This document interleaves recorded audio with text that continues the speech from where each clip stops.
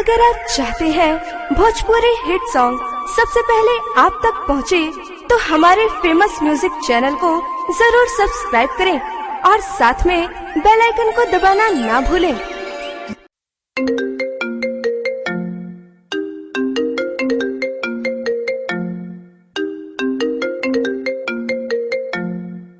Hello काहे रोवतारी? का बात बा? अगर तू हमरा के यहाँ से भगा के ना ले जाइबा तो हम जहर खा के मर जाइब। बाकी केहू और से शादी कबो ना करब, कबो ना करब,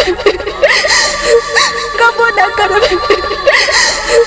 अरे जल्दीबाजी में कौन ऐसा कदम मत उठाई है जौना से परेशानी होखे। हम वहीं आवत बनी, तू वही जेरी कर।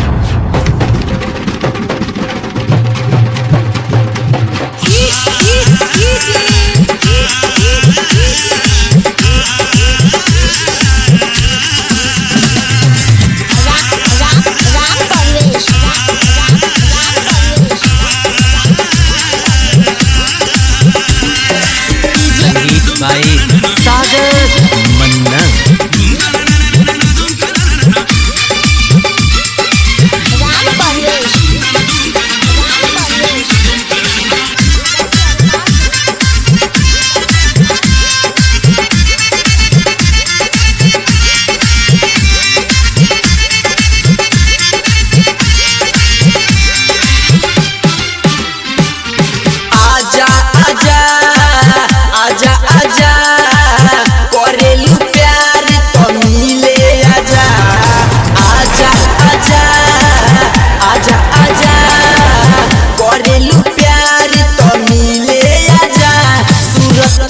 दिखा जा है हमरा के गले से लगा जा।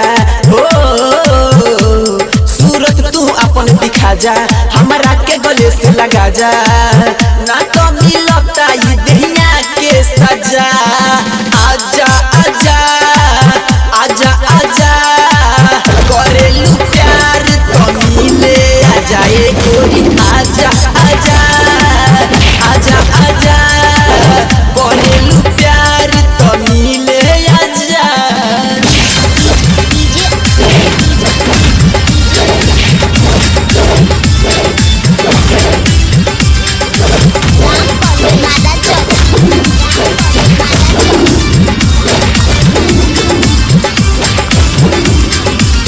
हऊ दीवानी हमार मिले आ जई हो, नहीं तो ओढ़नी के कफन भेजई हो।